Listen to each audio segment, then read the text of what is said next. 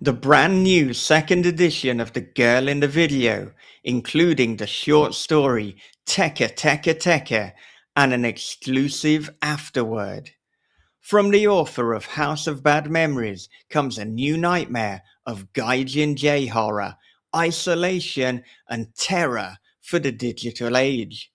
After an expat teacher in Japan receives a weirdly arousing video, his life descends into paranoia, obsession, and chaos. More videos and messages follow, each laced with shocking violence and containing intimate information no stranger could possibly know, as if specially curated just for him. But who is sending them? What do they want? And how can he make them stop? The answers may destroy everything and everyone he loves. The girl in the video is the Ring meets Fatal Attraction for the iPhone generation, coming August 25th in paperback, ebook, and audiobook from This Is Horror. All right, so I'm going to start this a little bit different than usual, and I think part of this is inspired by the fact that um, I kind of, instead of going right into talking about the book that we're talking about today, I wanted to zoom out a little bit, and for listeners who might be new to you, give them an idea of what your kind of presence in horror is in general. And so I don't usually ask authors to introduce themselves or give a bio or anything, but Michael, first of all, like I've known you probably 15 years now, and we have, collaborated on things over the years, and I understand what your contribution to horror has been in that time and before that. But for anybody who might be learning about you for the first time, why don't you kind of explain who you are and what you do? Yeah, so I am a writer, editor, and podcaster. I am the founder of This Is Horror, which is a relatively popular horror podcast that's been going for a little while now, over a decade and nearly 700 episodes. And in addition to podcasting, This Is Horror has a publishing line where we have published the likes of Josh Malaman, Nathan Ballingrud, Pat Cadigan, Stephen Graham Jones, to name but a few. And more recently, I have been branching into fiction and writing in the last 6 years now in terms of publications, but in terms of writing in general, that has always been my first passion. I have been writing, well, I mean, it sounds like a cliche, but since I could hold a pen is no exaggeration. I've loved storytelling since I was 4 or 5 years old. And so at the moment, I have a number of books out. I have The Girl in the Video, I have They're Watching, co-written with my This Is Horror co-host Bob Pastorella. I have House of Bad Memories, and I have Daddy's Boy. And I have a number of other novels that are on my hard drive that will be coming into the world shortly. And while I interview people firmly in the horror fiction world, I would say in terms of my fiction, I've always had a little bit of a difficult time categorizing it exactly because it blends elements of horror and dark comedy, but it isn't what you would call horror comedy. It is horror with comedy, or sometimes comedy with elements of horror. And there's also a number of books and stories that are set in Japan, as I am living in Japan, and I have been based in Japan, well, really since 2014 when I first came over. So that is me. It's not something that I think about day to day, but like obviously I was thinking about, in preparation for talking today, I was thinking about all over the years the things that I've seen you accomplish, and it's kind of a big deal. And it really tickles me when I hear people referencing This Is Horror, the podcast, or being on the podcast and um, yeah. So, but again, you and I have known each other for a long time, and so in my mind, I'm like, I've watched this body of work grow over the years. Um, but I think that part of podcasting is you're not in the spotlight; you're spotlighting other people. So sometimes people don't even kind of recognize maybe the significance of the contribution that the podcast makes. But yeah, I've seen you do a ton of really commendable work over the years, and I want people to know. So like, you're creeping up on 700 episodes of your podcast, and like, for anybody listening to this, obviously this is the type of podcast that you like. My recommendation is that Michael has talked to practically anybody you would want to hear, and so um, you could you could start at the beginning and go chronologically, but if you have a favorite author, he's likely talked to them, or Bob or previous co-hosts as well. So yeah, like, there is just a wealth of really engaging conversations that happen. And as someone who talks to people, I know that I've heard about people through you and then thought, I want to talk to that person. So the first time I heard Clay McLeod Chapman on a podcast was through you. And then I was like, oh, this is a guy I want to talk to. So the influence, I think there's a little bit of crossover between us as well. I think that you have definitely helped me discover people that I want to talk with. But yeah, like, getting people out is a little bit of a, it's like work that isn't really recognized, because I'm listening to this conversation, but I'm listening to that author. I'm not really maybe clocking that this person is doing work to make that happen. But so I just rambled a lot and I kind of got on a soapbox, but I know we're going to talk a lot about your book. I just wanted to get the plug in for the podcast and the other work you do at the beginning, because it's one of the best resources that exists for horror lovers right now. Yeah, well, thank you very much. And I think the hardest thing, possibly, particularly at the moment, is there are so many good books and there are so many great authors. And particularly, it seems in August and September, there are so many good things coming out. So if we're putting out an episode a week, and often what we do with This Is Horror is we put an episode out a week, but it'll be a two-parter. So that'll mean one author every fortnight, every 2 weeks. And so we just can't spotlight everyone. And so you have to make really difficult decisions. And I mean, I've gone over the years trying to think what's the best way to do it. And honestly, at the moment, it is as simple and as complicated as I pick up a book that's coming out soon, I start reading it, and if it really grabs me, then that is the author that I reach out to. And so there's almost a lottery to it, not a Shirley Jackson lottery, thankfully. But Yeah. yeah, but I think as well, if I purely go on that metric rather than anything else, it does mean that there's quite a variety of guests. And so we could have 1 week, as is in fact what's happening at the time of recording. We've got Richard Jerram, who put out the Makoto Murders, debut novelist. But then later we could have Josh Malaman returning, who is a veteran of the scene now. So Yeah. yeah, it keeps things interesting. And I think when you do something for so long, keeping it interesting is key to longevity. Yeah. That's why I started doing my monthly, like, I'm calling them horror TBR episodes. Like, it gives me an opportunity to at least mention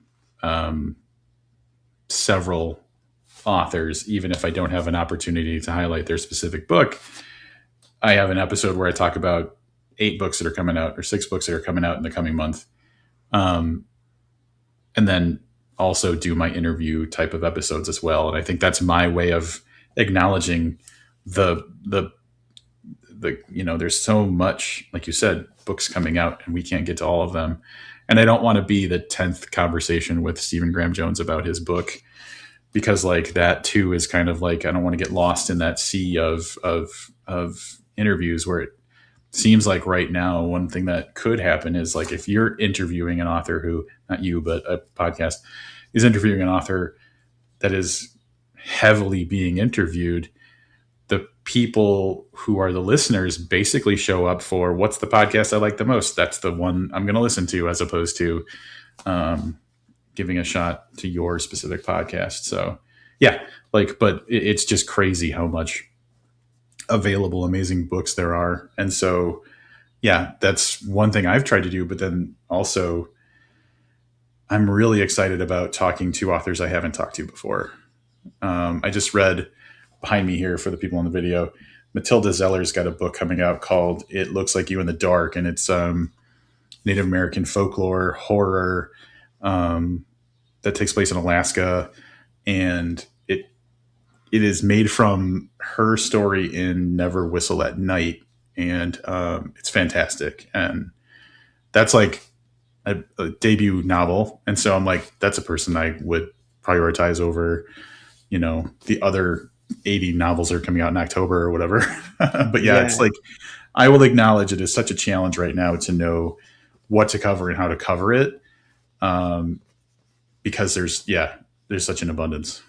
Yeah. I think the entry level, the entry point, or the barriers to entry, I should say, for podcasting are lower than they've ever been, because there's so many programs that record that actually have some built-in editing capacities, which when we started out was not the case at I know. all. And then, I mean, even if you think about microphone qualities, I mean, the inbuilt microphones on a lot of headphones and computers are again better than the microphones that we paid good money for back Yeah. in like 2012 and 2013. So as a result, you do have a lot of podcasts, which, that's a great thing for the listener, because they can just choose who is it that they want to listen to. And if you've got different interviewees as well, now you've got just a ton more people being covered. But as you say, without having some consensus, which would be madness anyway, like, right, the ARC Party is taking Stephen Graham Jones, Talking Scared, who do you want? Okay, you've got Joe Hill. We're going to have Richard Jerram. Without that consensus, you can have, like, right, Stephen is on 25 podcasts this week. And Yeah. so I wonder then, if you've got a dilemma as to who to cover, but that one of the authors is going to be on a load of other podcasts, does that actually mean that, almost in a bizarre move, that they are less your focus?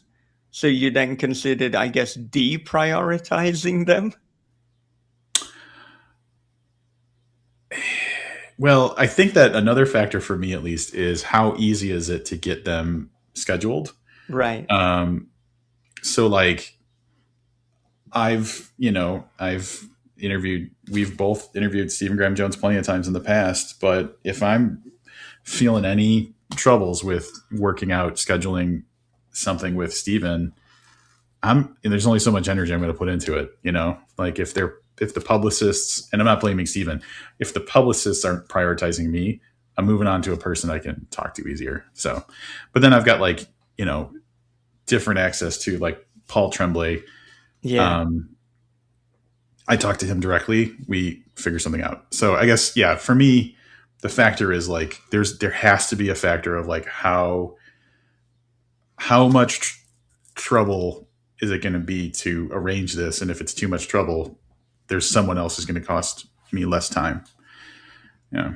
Yeah, I completely relate to that. Sometimes the publicist themselves is the barrier to Yeah. entry. It's like, oh, I could reach out to this author directly, or I could go with this back and forth with a publicist where I might get an automatic email saying, sorry, I'm at the office for 7 days. It's like, right, well, Hmm. this is gonna delay that one.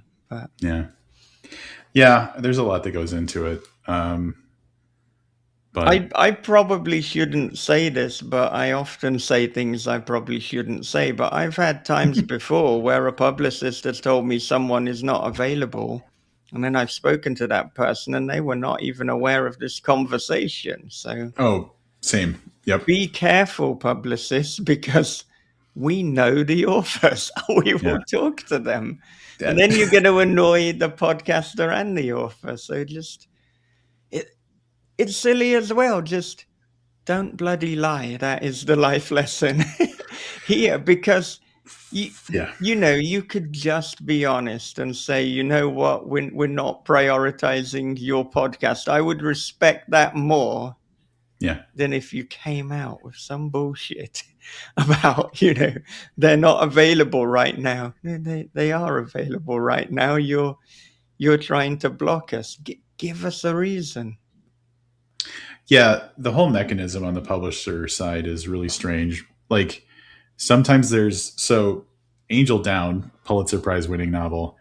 I received 4 copies of that book well ahead of publication, because they just kept sending them to me. So I'm like, there's a gap or a problem in the process there somewhere, because I didn't need 4 copies. I gave away 3 copies of it because, like, what am I going to do with 4 copies of it?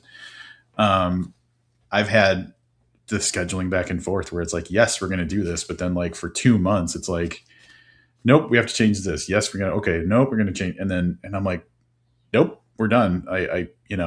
Someone I really want to talk to.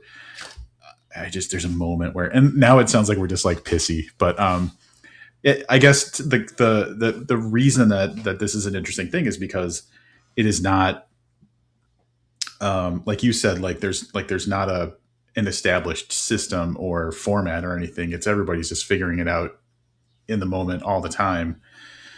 And so, yeah, like publishers don't have their shit together sometimes, and sometimes they're very efficient and awesome Yeah. and helpful and supportive and everything. And sometimes they forget things because they're people, and things fall through the cracks. So we have to prioritize our time as well, and consider it important. But that's like I didn't know how we got into this like rant, but Yeah, and I suppose I should emphasize that what we're talking about is I guess the minority experience. It happens in the minority of cases. Most of my interactions with publicists are good, and the communication is there and they're very forthcoming. But when they're not, put yeah. that email to archive. Like, I don't have time for it. And I have to imagine too that you probably experience the same thing, where you are experiencing an abundance where there are more opportunities to interview people than you have time to do so. Oh, Um, absolutely. I, Yeah. I get follow-up emails all the time that I feel guilty about, where it's like, want to make sure you got this book, or want to see if you want to set up a time to talk to this person. And I'm like, I would love to. I don't Really, truly love to. I don't feel guilty. Maybe you're a better person than me, but yeah, my time's important. My time is finite. And a lot of these follow-ups anyway, they're not personal, they're on a kind of automated Yeah, system, so don't feel bad about it. that's fair. I feel I think as it's well, if I don't reply to the follow-up because I've no interest, then I'm actually being kinder and more time efficient for them. If I reply to say no, then that's another email they've got to read and potentially reply to. If I that's press fair. archive, so I'm managing their time. So you're welcome. I think, yeah, for me, it's probably FOMO. Like, I would love to talk to this person, and I feel bad that I can't make the time for it or whatever. But anyway, that was like such inside baseball about podcasting. I think then it makes me like think maybe we should just do a podcasting episode sometime where we just talk about the nuts and bolts of it. It's been a while, hasn't it? Didn't we do something with Brian Keane some time ago Oh, now? Must be like 6-7 years ago. yeah, that was 2021, I want to say. Okay, not 6 or 7 years, 22, then 5. 22. Anyway, it was, yeah, it was a Yeah, while back. Yeah, that was a good episode. Um, Brian, he's a nice dude. yeah. But so bringing it back to, I think what my initial point was, Michael's got so much archive of incredible conversations with authors, and it is a very valuable resource. So definitely check it out. Definitely. Thank you. You're drinking to But that. I so don't know what yeah, you're I know. drinking to that, but It's a grapefruit sparkling water. there you go. What a So. perfect beverage to toast with. Today we are talking though about a new edition of The Girl in the Video, which is a book that originally you released through, at the time, Perpetual Motion Machine Machine Publishing. Yeah. And which is now Ghoulish Books, Mm. but with recent changes to that company, I believe the story is that some older titles went out of print, but not all the titles.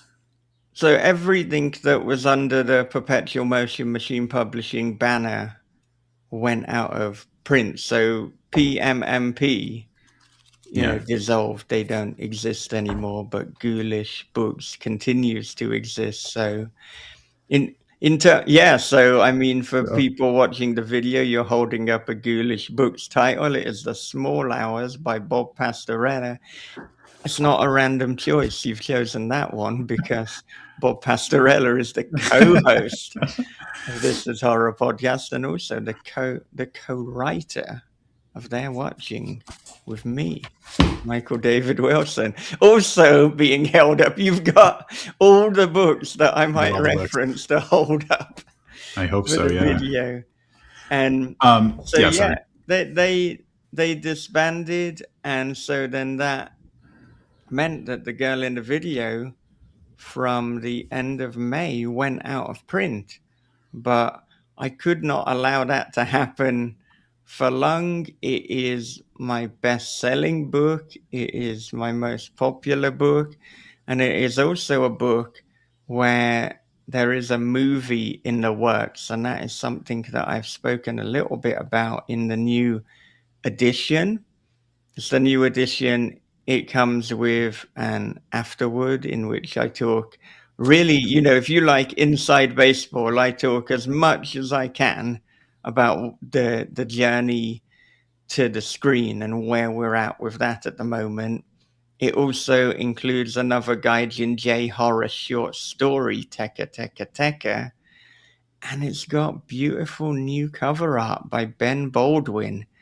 Cover art that I think is more reflective of the image and where I'm going with The Girl in the Video, even though, frankly, the original cover art by Piper is iconic. So Yeah, it was kind of difficult, in a sense, to retire that cover art. But I thought if I'm putting out a second edition, then I want to make a bit of a thing about it, because there was a point where I thought, well, I could just literally reprint it almost as is, but I don't know. This is an occasion for something more.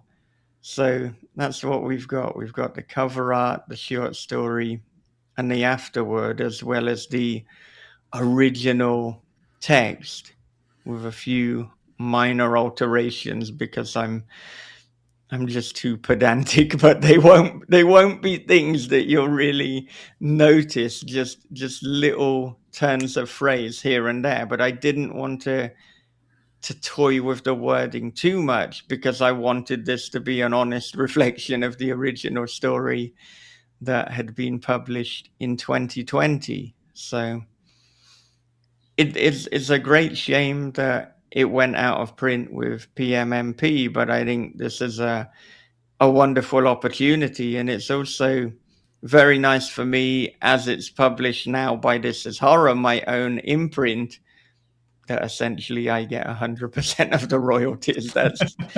That's an all right change that has come about from that too. So if you want it right now, and I don't know when this is being aired, but assuming it is not the 25th of August yet, then the edition that is still out and has always been out is the audiobook. And that's got the original cover art, and I decided I'm going to preserve that. So the audiobook will have the original cover art, the original text, and then 25th of August, the paperback and the ebook for the This Is Horror edition. I was going to bring that up because I was looking on Amazon and I noticed that different editions have different, cover art included in them. And so you just answered my question. I didn't have to ask a question because you illustrated it for me. But I guess what I will say is that you overlooked mentioning something very important about that kind of afterwards, is that I was mentioned in it. There But you that go. threw me for a loop because when I was doing Booked podcast, reviewed The Girl in the Video, and I had this kind of like brain fog moment where I was like, did we review that? And I went back and I looked at the list of episodes and I overlooked it somehow because I was going to listen to that episode before we talked. And I was like, oh, I guess we didn't. But then in your notes at the end of the book, you mentioned being on the podcast for it. And I was like, well, I guess we did. So I'm just going to blame that on brain fog I have the cancer card, so I can always just be like, oh, chemo knocked that memory out of my brain. But yeah, like we did a review of it back in the day. And I'm assuming then we also did a interview with you.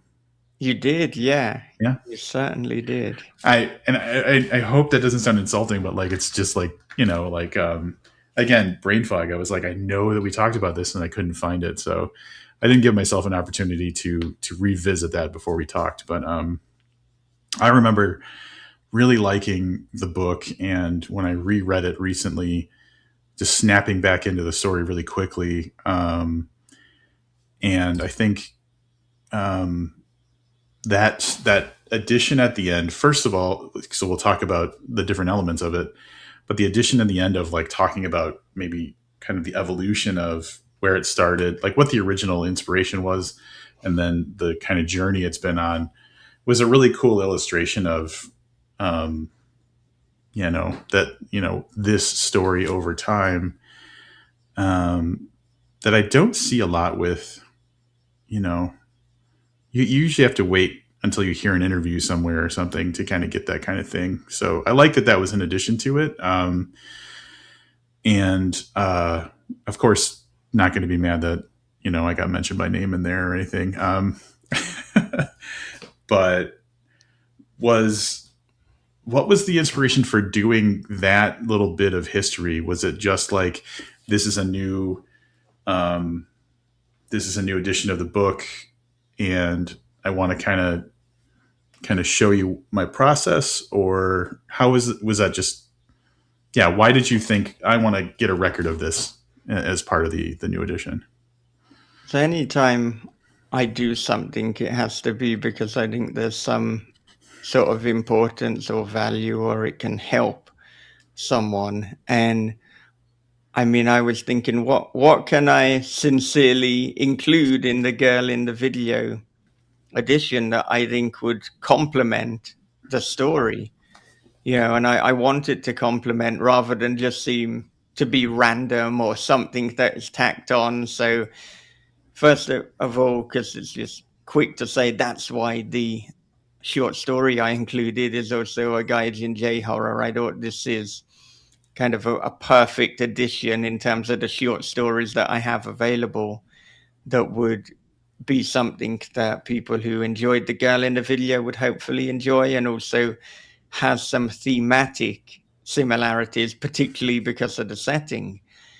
And then with the afterward, I mean, in a way, releasing a second edition, it's a celebration of the girl in the video. And for me, this is my most incredible story in the sense that the impact off the page on my life has arguably been even more than the impact on the page of writing it. It's been a bizarre adventure, but also because for a long time there has been a film adaptation in the works. I mean, pretty much as soon as it came out, or I think a couple of weeks before, in fact, a month before, there was interest in the film version. So that's been ongoing, but the nature of Hollywood and filmmaking is shrouded in secrecy. I think a lot in the publishing world is shrouded in secrecy. We don't necessarily want to talk about how things happen. And for a long time, because it was with a very popular streaming company and it was ongoing, I couldn't talk about it. But now that I've got a new film agent and that so I can't the problem is though I can't talk specifically about exactly where we're at now.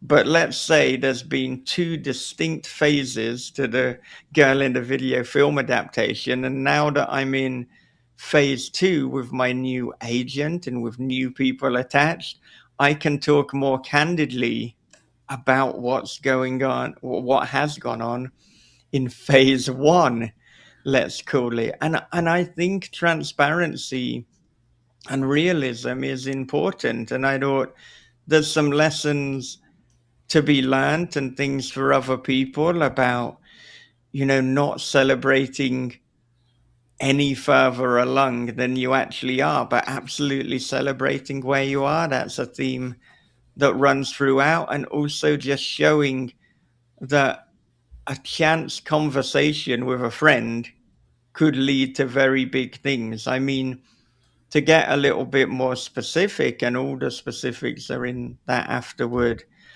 anyway. I mean, this came about because Max Booth at Ghoulish mentioned a Lost Films anthology. And so I was invited to contribute to that. And then my short story idea spiraled into the novella, The Girl in the Video.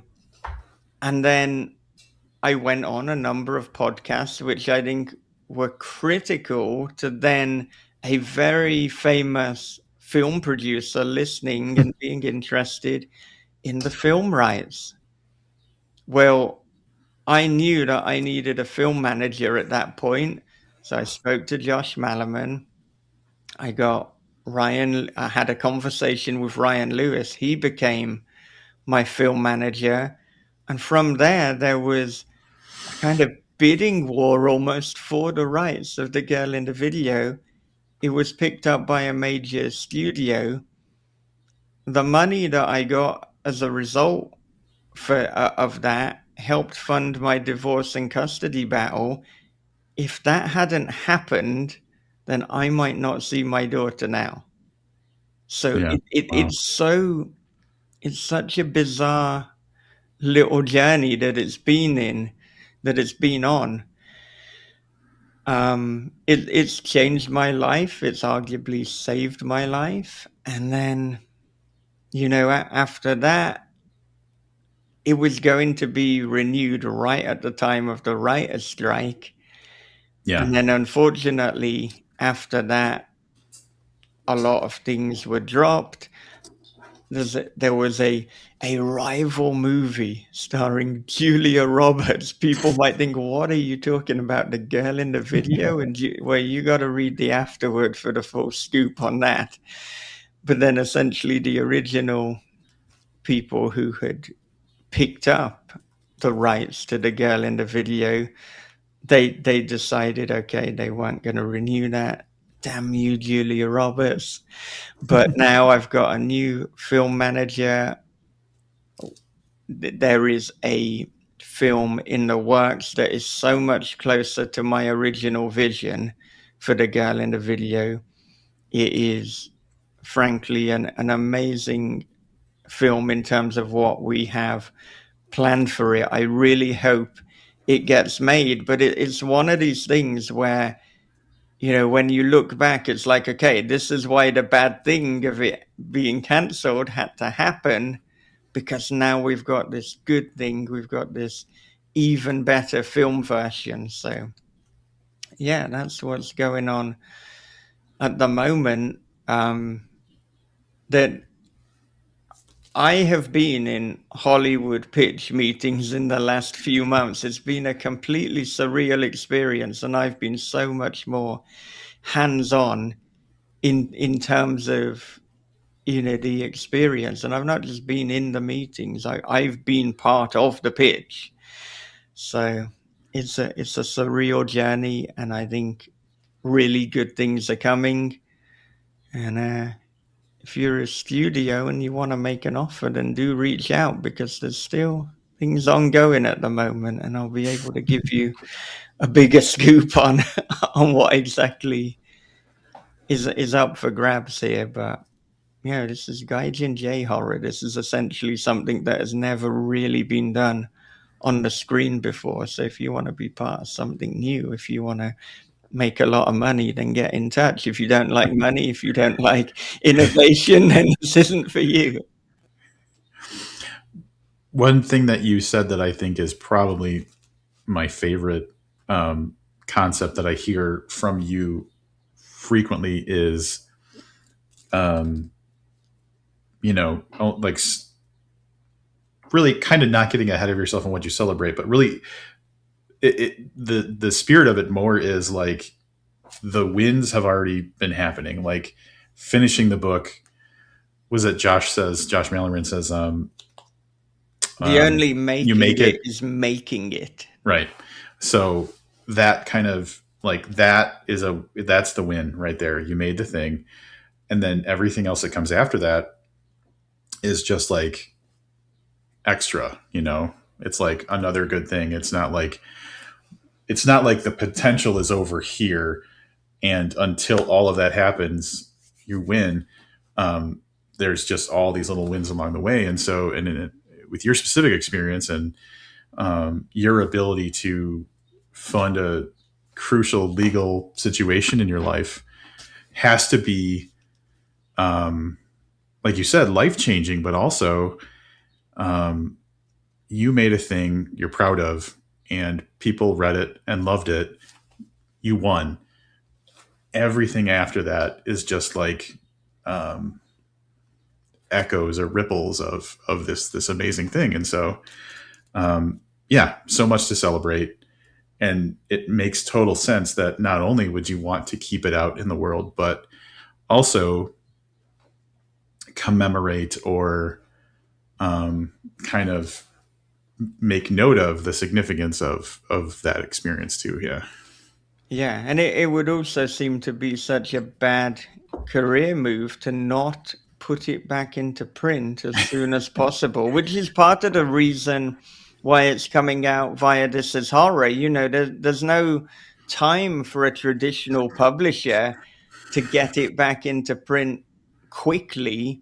I spoke to some traditional publishers, and really 2027 or 2028 would be more realistic, particularly for the bigger publishers. But with it being my best-selling title, with there being a film in the works, no, you can't not have that Yeah. in print. So it went out of print at the end of May, although it was still available to buy in June on Amazon. So probably, some sellers still have stock now, which Yeah. I don't know, maybe for some authors that would be a problem. They're like, oh no, it's meant to be out of print, but you can still buy it. It's like, no, please do buy it. I want people to get this and to read it. But yeah, then it will officially be back in print on August 25th. So it seemed like just enough time for there to be a little buffer for me to be able to appear on some podcasts as well, but not not so long that there's a real frustration Yeah. as to how you can get it. And you know what you said about, yeah, Josh Malaman and the making it is making it and celebrating your wins. Those are two things that I think about a lot. And then the other is from Jonathan Jans, which is when something bad happens, saying it's good because looking at, Mm. okay, what's the opportunity or what can I do now? So of course, when I found out that PMMP were going to disband and the girl in the video was going to go out of print, that wasn't great for me personally, though I completely understood the circumstances and what was going on. So I didn't feel resentful for that. But I thought, goodness, what on earth am I going to do? And I thought, well, where's the opportunity? The opportunity is me completely having all the rights back, getting 100% of the royalties, and being able to put this out exactly how I want. And I think, I want people to know that when I'm writing in this Japan mode, it's this gaijin J horror, and I think we can make that a little bit more explicit and front and center, and we can just make the cover more obviously a book set in Japanese with a rather violent yet alluring antagonist. And I'm so happy with the cover. I mean, I worked closely with Ben Baldwin to really get that exactly how both of us wanted it. And one of my favorite details with Pie's cover, apart from obviously those neon vibrant colors, was the way that the O incorporates the play button. So Yeah. we did that again with Ben Baldwin's, and also there's like a slight video effect of just a hint of neon color on that new cover too. Because I kind of wanted to, like, how can I pay homage to the original cover in a really subtle way, but obviously not then rip it off, which would not be a cool thing to do. And I think we nailed it. I think Yeah. we did exactly what I wanted to. And as is usual, like if you're watching the video, I will have edited it in a way where the cover that Michael's talking about is visible the whole time. Um, and I know that covers for you have always been cool. Like you've had good like work by par. I know. So you had the girl in the video, like you mentioned, Yeah. but then also the cover for They're Watching, which is just so gorgeous and stunning as well. And then you'll have to assist me with the name of the author for or the artist for. Yeah, so Um, then we've got Vinnie Cheong for both House of Bad Memories and Daddy's Boy. And then for the new one, we've got a new edition of the girl in the video, as people have gleaned, as that's what we've been talking about. That has got Ben Baldwin. But also last month, we put out, and it'll be coming soon to those who ordered it, a Thunderstorm Books limited edition of yep. Daddy's Boy, and that has Ben Baldwin artwork. So somehow, in a bizarre moment, I've got two pieces of cover art by Piper, two pieces of cover art by Vinnie Cheong, and two by Ben Baldwin. Apparently, Ben Baldwin is now the second edition or the re-release guy, because both of his have been other versions of pre-existing books. But I mean, with Piper, I've mentioned before, we met when we were both working for Rebellion Publishing, who also owned 2000 AD Solaris Books and Abaddon Books, and we really connected. I loved his artwork, and then he did a number of pieces for This Is Horror, and then later for my books as well. But then in terms of Vinnie Cheong and Ben Baldwin, the incredible thing there is when I was first really getting into the UK horror scene, and particularly when I was picking up magazines like Black Static, the two artists that I thought, oh my God, they're the best artists that I know were Vinnie Chong and Ben Baldwin. So I thought one day I'd like to work with them. I think they've both worked for Stephen King, and I thought, well, they're warming up to the big leagues. Now they've got art with Michael David Wilson. So, but it is amazing to think I was wowed by their artwork, and now they've done cover art for my books. But as you say, cover art is so important to me. I want it to look good. I want it to be impactful in terms of just the selling. It's your first calling card. It is what people see, and I think it shows intent. If you don't care about the cover art, then do you care about the quality of writing inside? So everything has to look good, and particularly if you put things out independently too, I think the test is, will this look not only as good as the pro mainstream publishers, but will this look indistinguishable? Whereas if you were to have my cover and another mainstream publisher's cover, you couldn't tell the difference. That is the litmus test. If the Mhm. answer is no, we could tell yours is an indie cover, it's not good enough.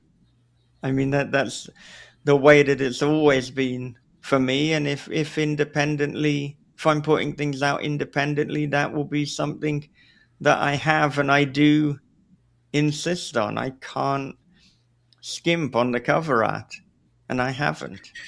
It you just opened up a whole door that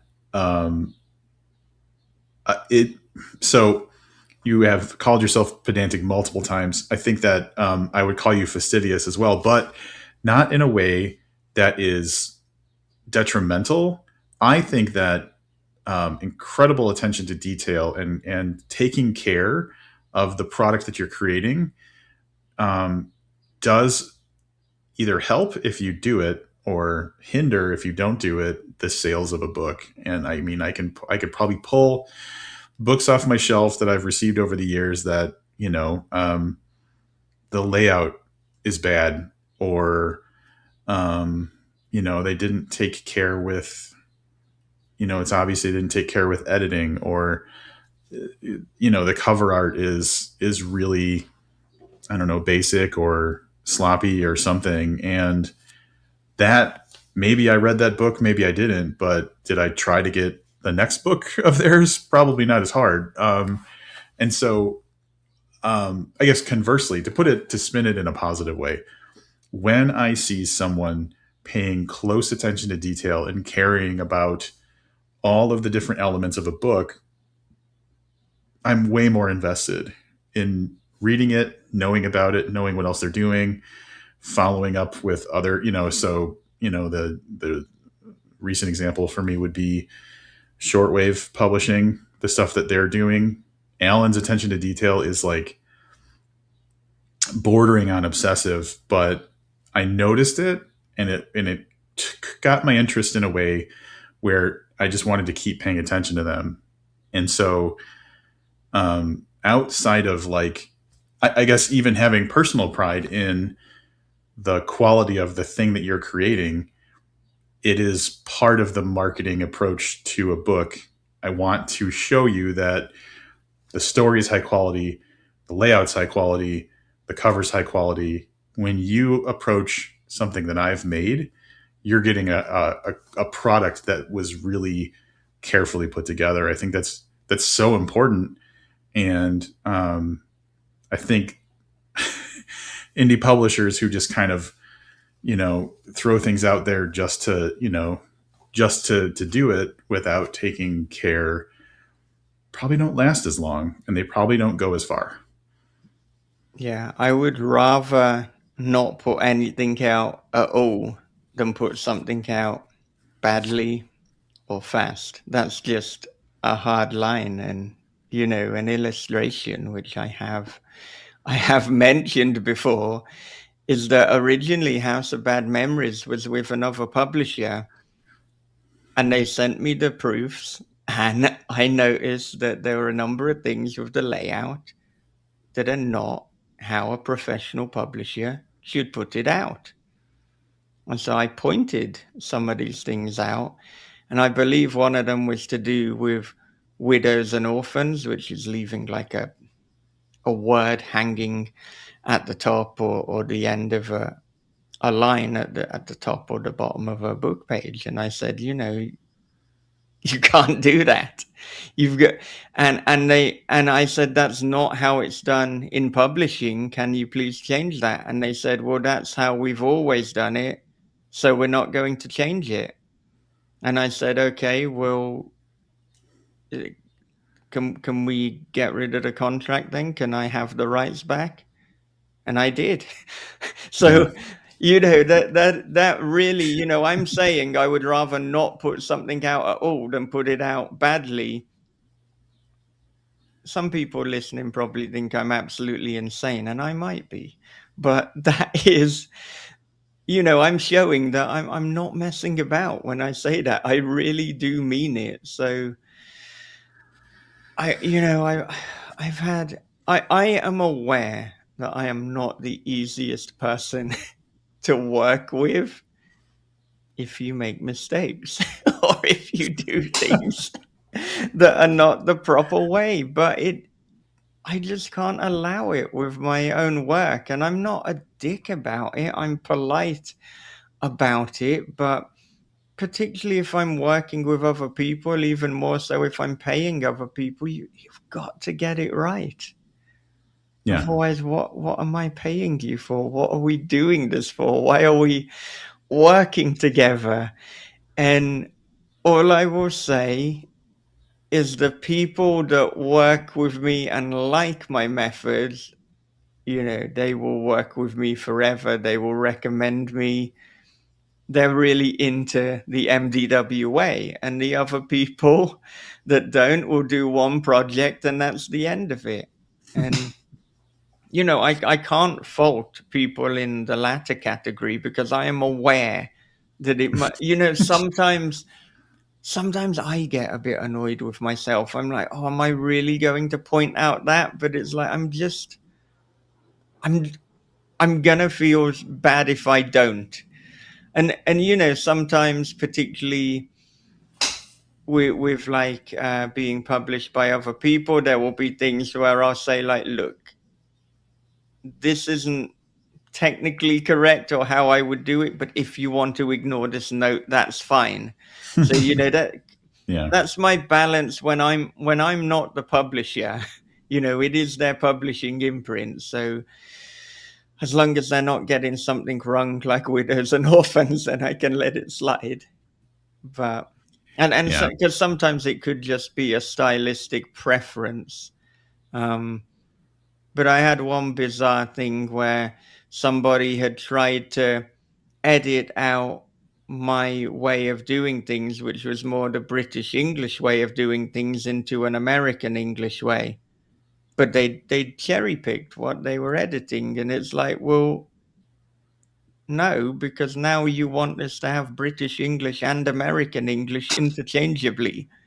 We can do one or the other, or we can follow Chicago style, or we can follow APA, but let's not mix it up.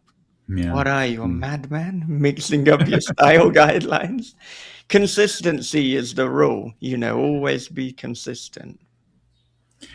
Um, I will say, I will testify.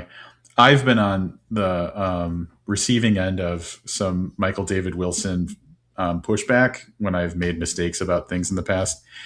And I will say that you've been incredibly polite yet firm. And I respect that. So, um, um, so Yeah, like it. I mean, I'm even wondering what it is, but as my brain is like, oh, what did I say to Rob?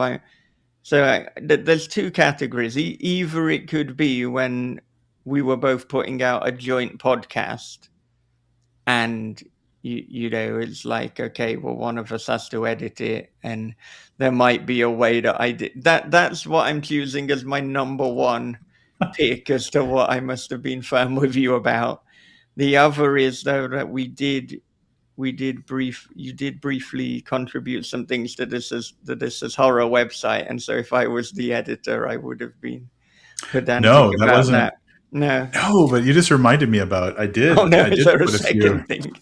No, no, that Yeah. was there was no. That was a good experience. I didn't have any problems there. Yeah. You But probably I had do. Bob as the editor then. I Yeah, Yeah. I do look fondly back at the fact that I did. For anybody who's listening who's not aware, in like over a decade ago, I contributed a few articles to what was going to be an ongoing column about horror television. It was short lived because I just was overextending myself. But no, that was actually that's not it at all. It was just like a. It wasn't even like a thing we were working on together. It was just like a. I accidentally included information in an email with a person who wasn't supposed to see that, and I felt terrible about it. But you were like so polite about it, but also like you made your feelings aware, and I was like, good job. Like I respected Yeah. the approach. Well, I have a vague recollection of that now, but luckily it's so vague and my memory is so bad that I can't even remember the specifics. So if you've been holding on to that, and you've been Not at all. No. mentioning that in therapy, like, oh god, it's like I've fucking forgotten, so we can we can let that Yeah. one go now. Oh no, and it wasn't even something where I was like, oh, this, it was just it's the one time I can think of that I had like a Michael David Wilson pushback. So that's literally the one time I can point to.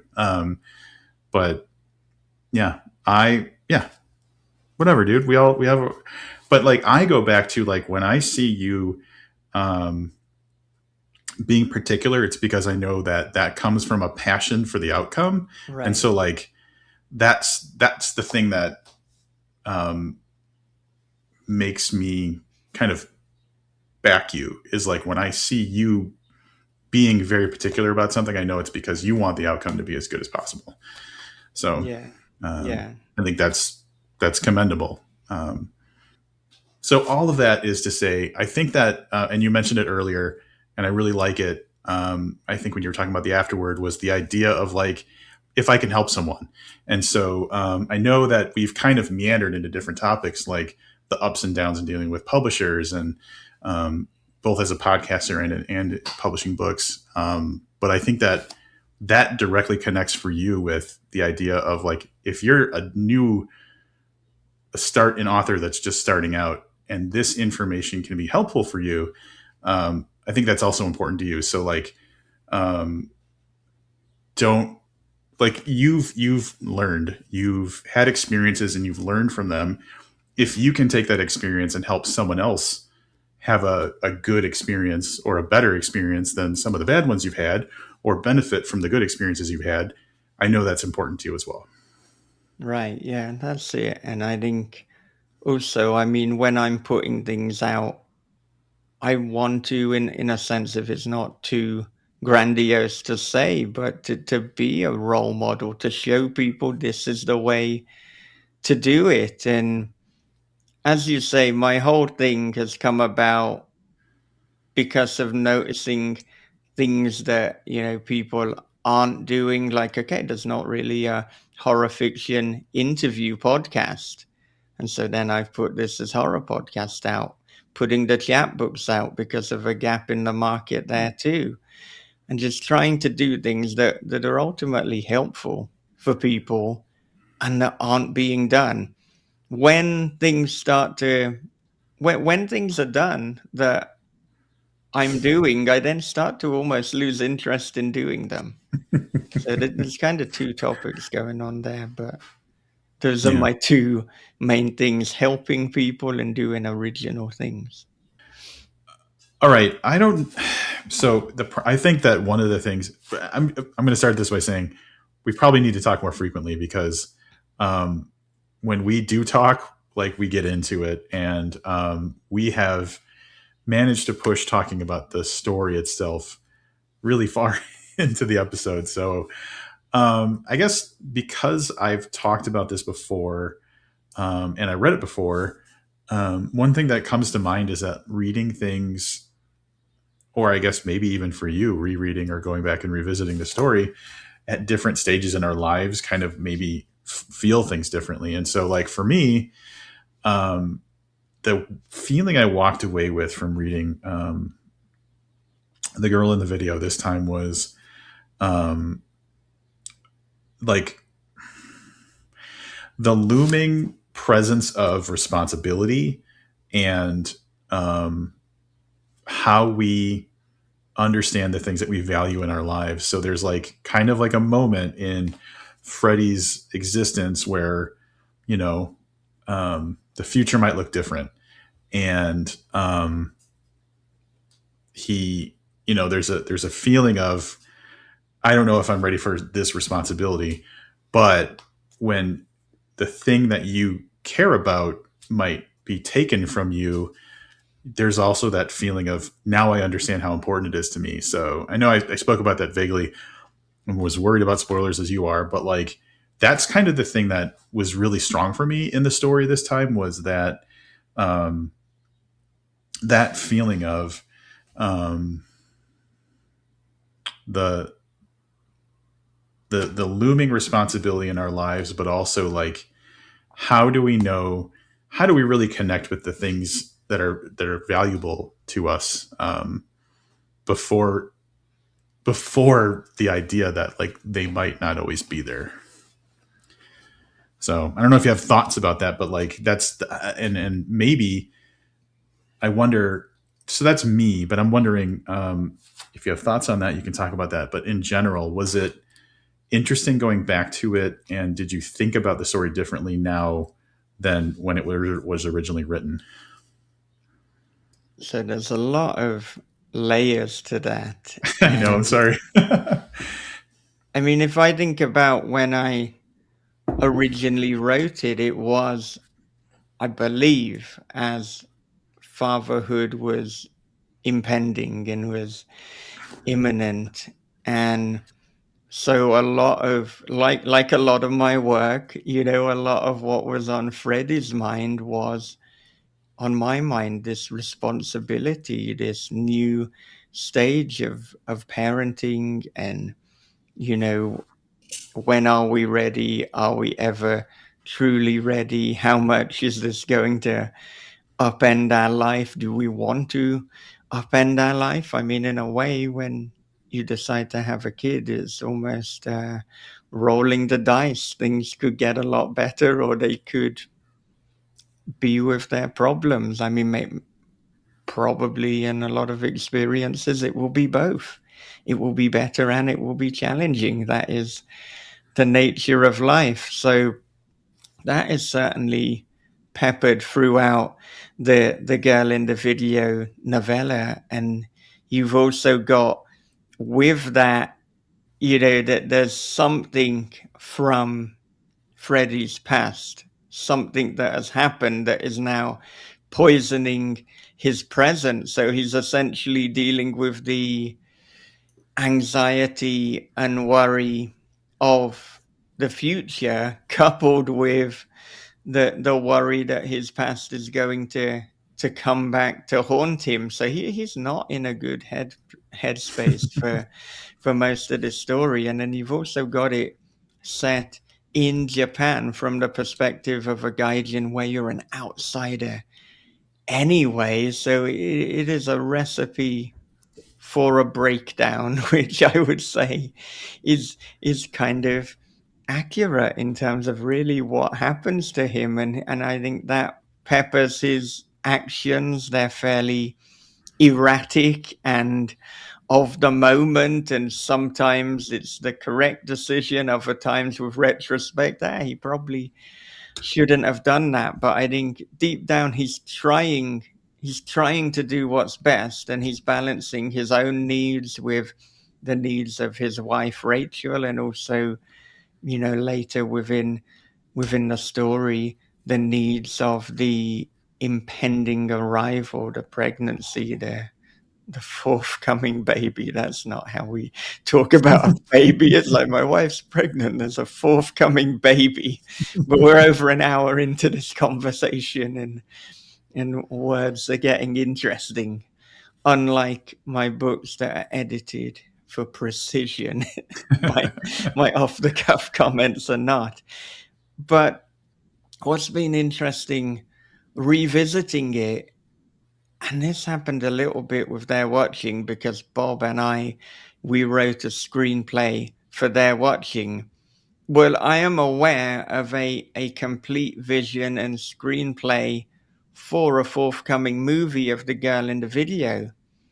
And it has commonalities with the book, as you would expect, but there are places where it greatly changes. It goes down a different path, or some elements are expanded far more.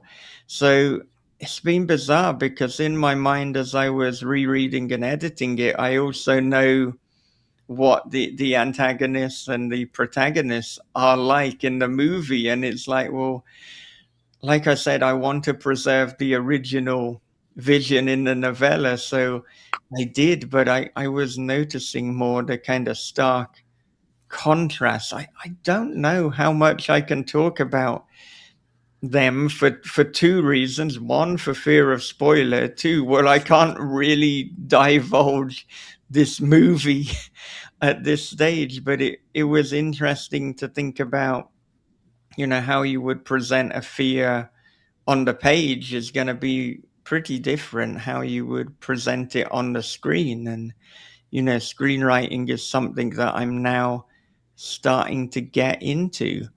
So the one commonality, well, there are many commonalities, but one of which is just that gaijin in Japan, that outsider presence, that navigating an unfamiliar world peppered with other anxieties from your past, present, and future. I mean, it has it all.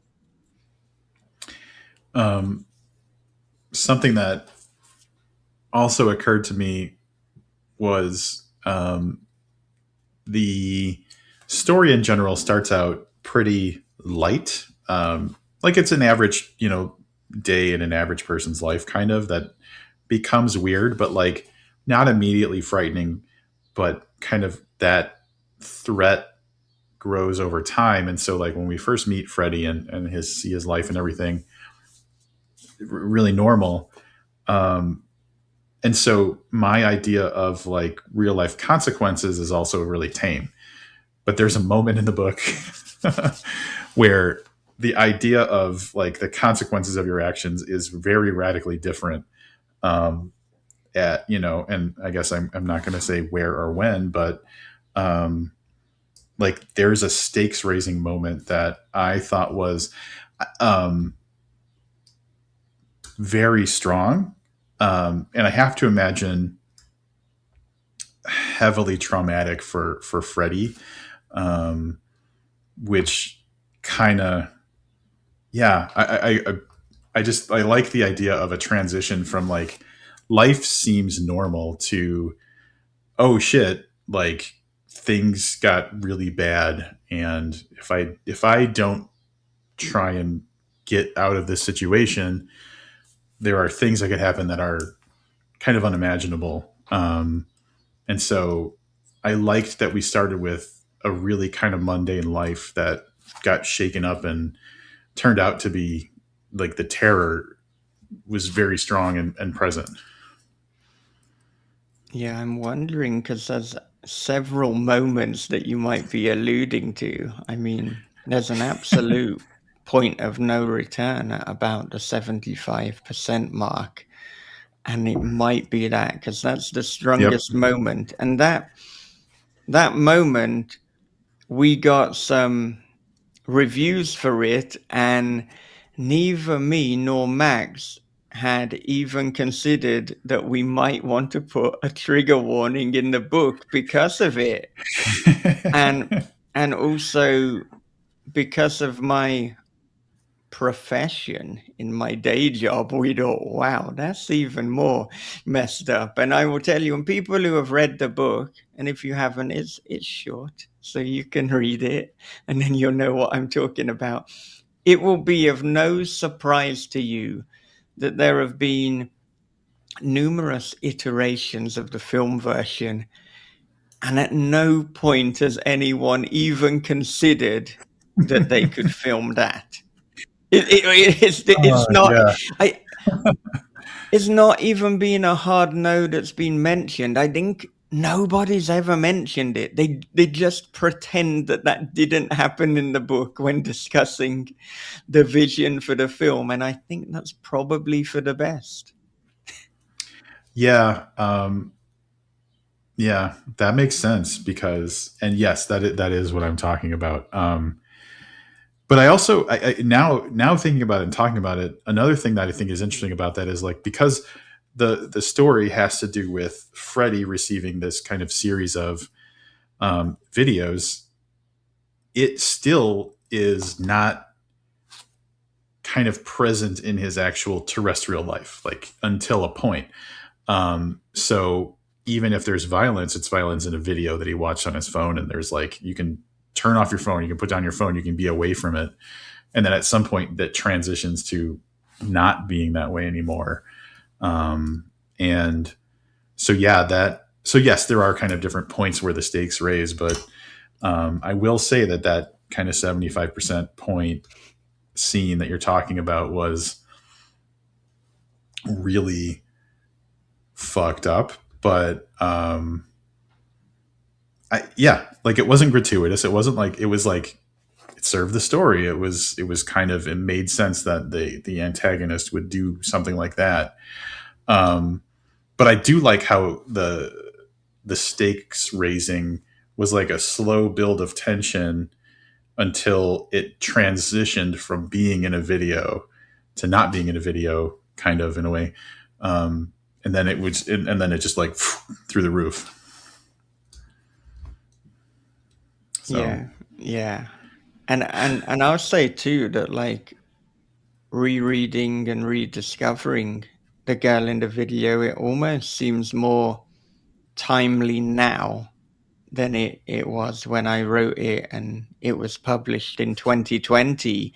And you've got this guy who's receiving these bizarre and slightly arousing videos, and videos that progressively get more violent but also seem to be more personalized for him. So this isn't generic, this isn't spam, and he's trying to work out who's sending them, where are they coming from, how do they know so much about me.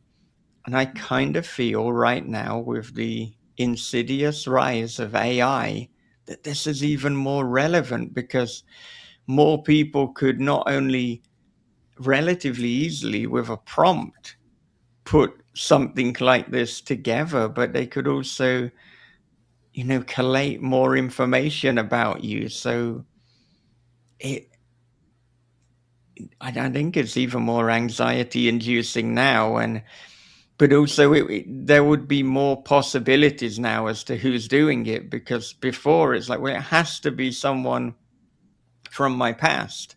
But now, yeah. if your profiles aren't locked down, it doesn't necessarily have to be someone from your past. It just has to be someone who, through your internet footprint, has access to your past, has access to it, and can just put that in one of these AI prompt programs, collate that information, make these videos just for Yeah. you. It's Yeah, it's terrifying.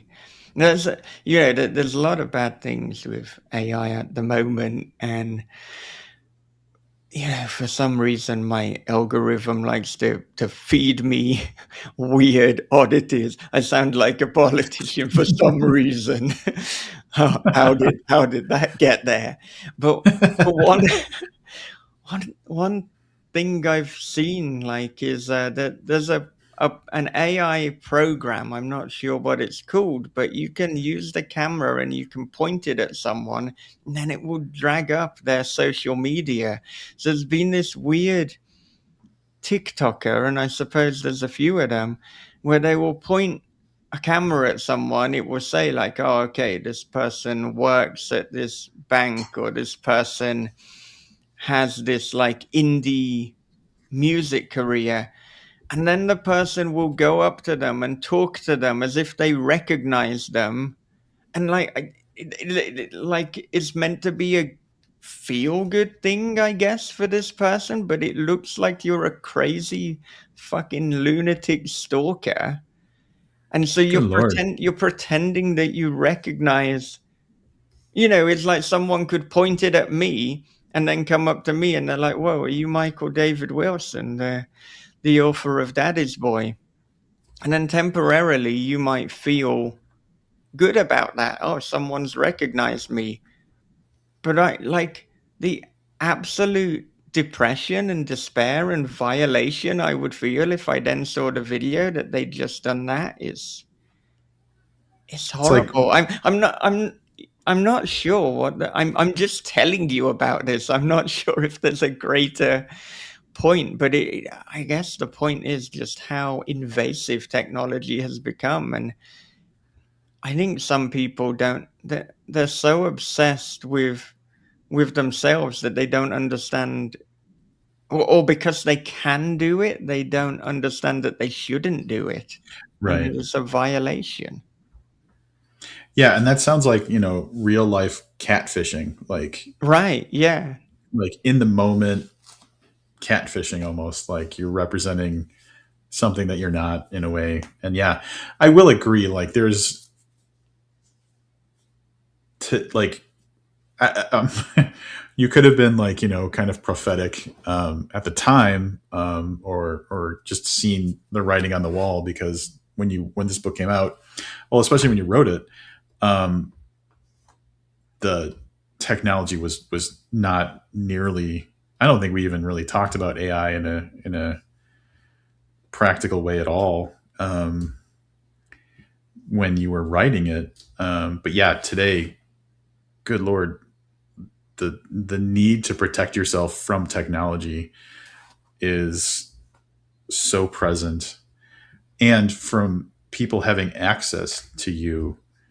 Um, it's ridiculous, like how easy it is for, with data brokers and stuff like that, just scraping the internet to build profiles and dossiers on everybody. That is something that could vary. Like the plot of your book is so possible now, and it's almost maddening when you hear people say, "I don't care if they take my data. What are they going to do with it?" And it's like, you just don't understand, like, the actual threat. And I think that, I don't know if I know that wasn't the point of you making this story, but you're right. Like it is something that realistically could too easily happen nowadays. Yeah, and I mean, of course, particularly younger people, teenagers and stuff, of course they don't understand the threat, because I mean, why would you? For them it's just kind of a cool tool. It's like, oh, I can put my photo in and ask you to generate me next to Lemmy or Ozzy Osbourne or Dio or something like that, or whichever other heavy metal vocalist comes to my mind. Um, because until like we really look into these things, like we don't expect this to be a tool for control and for data mining, but it's yeah. And the things, God, like this whole episode is just me complaining about things. I do apologize, but one thing that has come up recently as well, which is particularly frustrating, is so many programs, like Microsoft Word. Every time I perform an update, they want me to have the AI part of it on my Yeah. program too. So then I have to look at how to disable that because I'm not interested. Mm-hmm. maybe for some people, then it helping them writing to write a letter may be advantageous in certain specific instances, but for the fiction writer, it's suicide. It's Yeah. removing creativity. One thing I will say, I'm noticing silver linings um, recently where there's a YouTuber that I love watching, like when I'm like eating my lunch, like just to kind of take my mind off of work and stuff. And he just YouTube, he does TikTok, all that kind of stuff. But his account is called Jose Monkey, and like his whole thing is, um, he tries to illustrate how easy it is for people to find where you are based on a video that you post online. So he challenges people to post videos, and then he explains how he found it. But the goal is to like educate people about um, how to protect yourself from, exposing, information about yourself that you don't want discovered. So there are people out like that who like are kind of crusading for good, but yeah, it's kind of bleak. But I'm going to say before, because I want to talk about the short story that's in the book too. The world is fucking awful right now, and so like to expect ourselves to not acknowledge the awfulness of the world is a little bit of like a heavy burden to put on ourselves. So like we can talk about negative stuff and we have permission to do that, but um, one thing so in this book, The Girl in the Video, um, this new edition also has that short story that you mentioned before, which is called Teka Teka Teka. And like you said, um, same type of story, but I'm noticing there's a character name that isn't Kenichi, both the name in The Girl in the Video and also in that short story. Am I correct about that? Yes. Is that intentional or coincidental? Or is that too much of a you don't want to go there? So what I do with a lot of my work, as I think I've mentioned over the years, is I add little Easter eggs and references, almost creating this mythos, and to almost just give the reader pause and to think, wait a minute, could that be from that, or what's going on here? Like for example, there's in two of my Kidderminster books, there's someone who's a landlord called Harry. Is it the same Harry the landlord? And Yeah, I leave it for people to make their own decisions, and thus the same can be done with Kenichi. I like it. Um, Completely fair. Uh, this story reads as like almost like an urban legend. Um, the setup is simple and it's a pretty short story, but it reads um, like a cautionary tale or an urban legend. And I won't go too much into it, but like this character Kenichi is coming home, and a neighbor warns him just not to stay at home on this particular night. So how did that come about?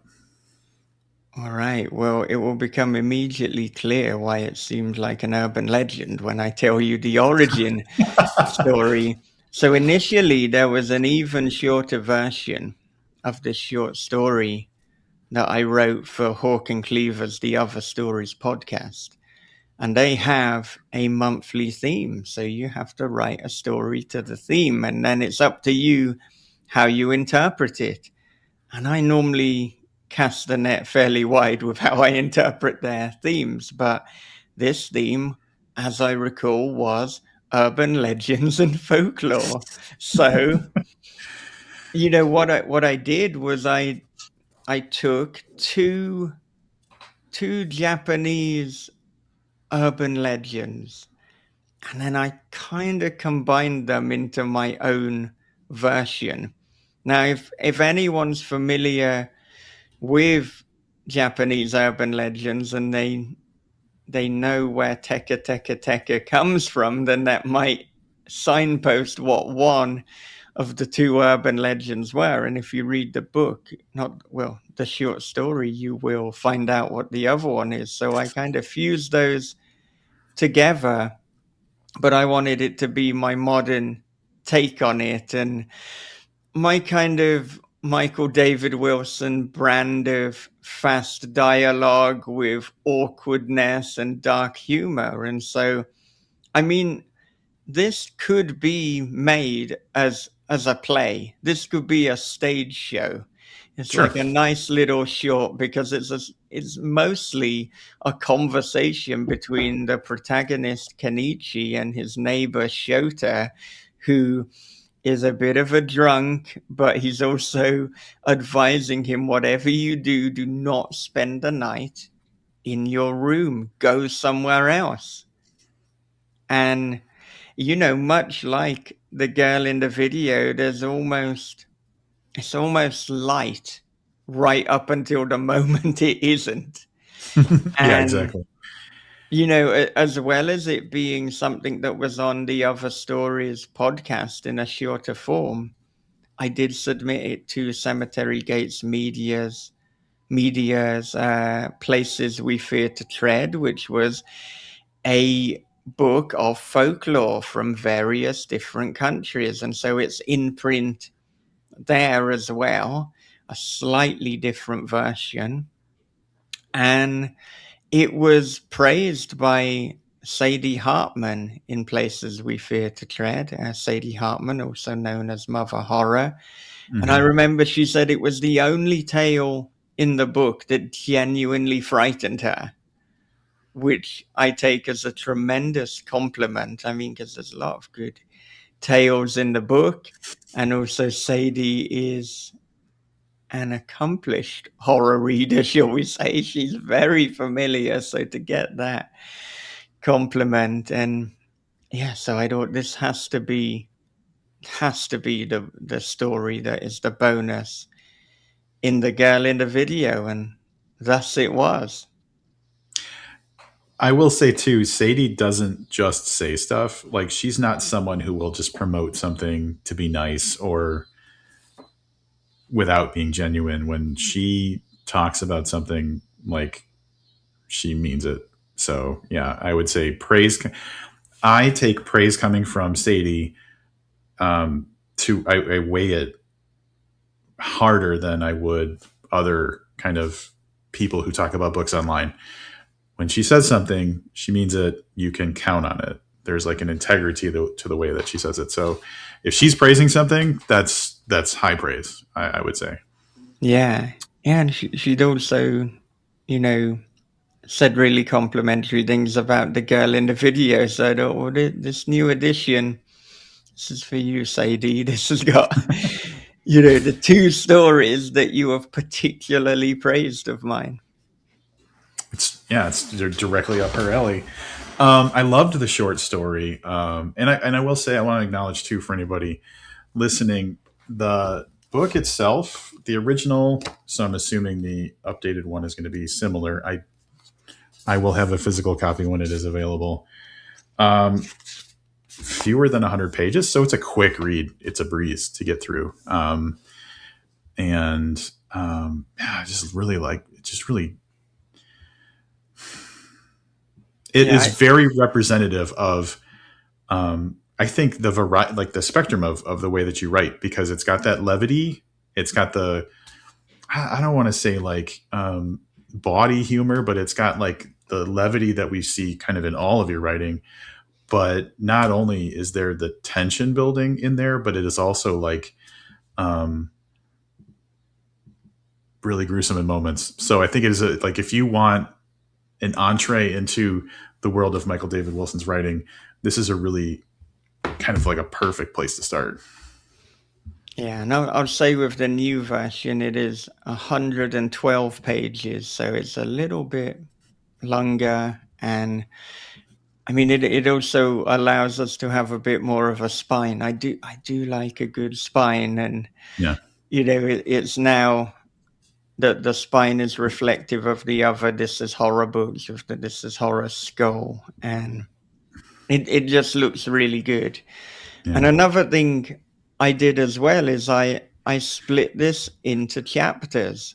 I just felt that, like, for the pacing and the format, I wanted it to be in chapters, whereas the original, it doesn't have that. So um, I didn't notice that, but now that you pointed out, I think that was a good move. yeah, and I think as well, I mean, with the original, you'd almost have like day entries, like, okay, this is occurring on Saturday, January the 23rd, and then, whatever day follows is the next entry. So that was where I split the chapters. I thought Yeah. that is the natural place for there to be a chapter. I just thought it's an easy way for people to know exactly where to stop and start, and to have pace and rhythm, and also for the ebook as well if you lose your place. So it's practical as well as aesthetic. As I kind of move toward closing out this conversation, I want to acknowledge something that came up in my mind when you were talking about having a heftier spine on this, and it's that every now and then it occurs to me that I have failed you greatly in not owning a This Is Horror T-shirt with the skull logo on the front, and I need to make that a priority. So, um, because I have shirts that I wear when I record this podcast that are representative of like the different horror presences in my life, and it's almost kind of it's definitely embarrassing that I don't have a This Is Horror T-shirt yet. So I want to make a public apology to you, and that I will be rectifying that as quickly as possible. Well, your public apology is accepted and not needed. I can be friends with people who don't wear This Is Horror merchandise, if you can believe such a thing. But for those smart people, for those fashion forward people who do want to have a This Is Horror t-shirt, then you can do so on redbubble.com. And there's like various links, none of which are particularly that easy to access, but redbubble.com/people/This Is Horror will get you there. There you go. But you can just go to thisishorror.co.uk. You can enjoy all that we have to offer there, and then you can grab a t-shirt through the link in the right-hand navigation. Well, you can go to redbubble.com/people/This Is Horror. Just rolls It's off a the tongue. it's a great design, and I absolutely love it. So yeah, I got to get that. Yeah, Here's what I'm designed sorry. by Piper. You got the This Is Uh, Horror skull. You've got the This Is Horror Octoterra, as we call it, very cosmic. And then you've got the This Is Horror Raven. Little bit of a shout out to Poe, Big Edgar. there you go, Big Ed. Yeah. God, can you imagine if someone actually referred to Edgar Allan Poe as Big Ed? Well, let's start it. Let's Get begin that. that trend. All right, so I want to wrap this up by saying I want to acknowledge. So, like, we have covered a ridiculous amount of different topics in the time that we've talked. So, I recommend for people check out This Is Horror, the podcast, because again, Michael has created over 13 years, 14 years, an archive of some of the most important conversations. So please absolutely check that out. The website, thisishorror.co.uk as well. If you dig far enough, you might find some columns I wrote like in another lifetime. And the girl in the video is fantastic, but They're Watching, the one that was co-authored with Bob Pastorella, also fantastic. And then the dark humor kind of stuff, House of Bad Memories and Daddy's Boy specifically. They're all, I've just enjoyed everything I've read by you. So for anybody listening, you can't go wrong regardless of where you start. But the girl in the video is it's quick, it's easy, it's digestible, it's got that kind of like building tension, and that Teka story is great. So and launch days are important, pre-orders are important. If you were interested in anything we talked about, supporting the girl in the video's launch is so important. So I definitely recommend. You can start anywhere with reading Michael, but this is the one that's new and fresh and coming out. So start here. And with that said, Michael, I want to say, I think of you as a brother. I love that we've kind of come up together in this, I guess, community throughout the years. And I feel like our bond as people almost makes podcasting together more difficult because there's a familiarity, and then we just kind of fall into wanting to talk about stuff. But I think that we had a really valuable conversation, and I want to thank you for everything you've done over the years, and the time you've spent podcasting and making websites, and especially with the stories that you've put out into the world. And I'm so looking forward to news in the future about books that are coming out, movie stuff, whatever you got. I'm excited for it. So thank you. I know I've been yammering, but thank you so much for all of that. Yeah, it's been an absolute pleasure. And if you're looking forward to books coming out, then there are at least 3 of them in the pipeline that are well past the first draft stage. So I don't think it's going to be too long until another MDW original release is out. So for people who like my fiction, that's what's coming soon. We've got 2 that are set in Japan and 1 that is set in the UK in merry old Kidderminster. So something for everyone. And yeah, I mean, I say it every time, but I'm really appreciative of your friendship. I'm appreciative of your support, and I always enjoy coming on your show and chatting with you. And I don't think enough people know just how long you've been doing this, because obviously they see the ARC party and maybe they think that's where it started, but no, it started with Booked. So booked.podcast. you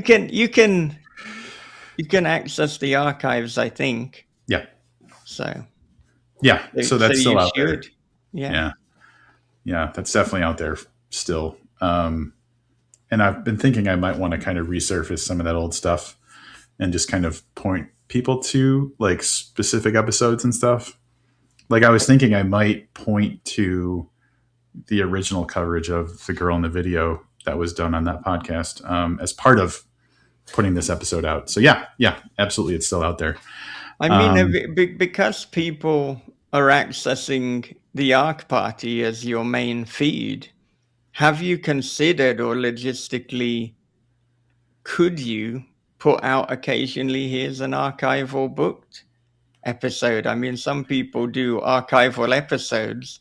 For you, it makes even more sense because, the Booked feed is completely separate to the ARC party one.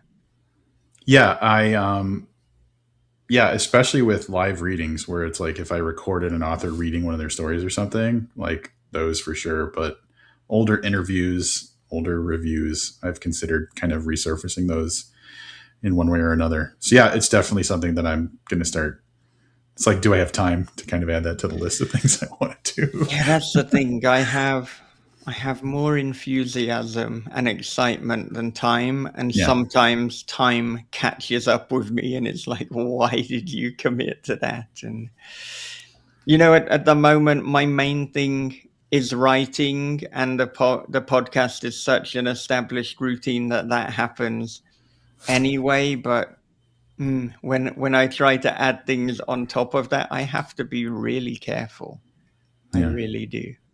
We don't have teams, folks. It's just us doing the heavy lifting. So that is something to consider. Like we have to prioritize our time, and we have families, and we have other parts of our lives that aren't supporting books. So it is a balancing act, but I do find value in that old stuff, and that's why I made sure that it's still out there somewhere in the world. So it's just a matter of like me figuring out how to resurface some of that stuff. But we can embarrass ourselves with the conversations we had like 13 years ago and Yeah.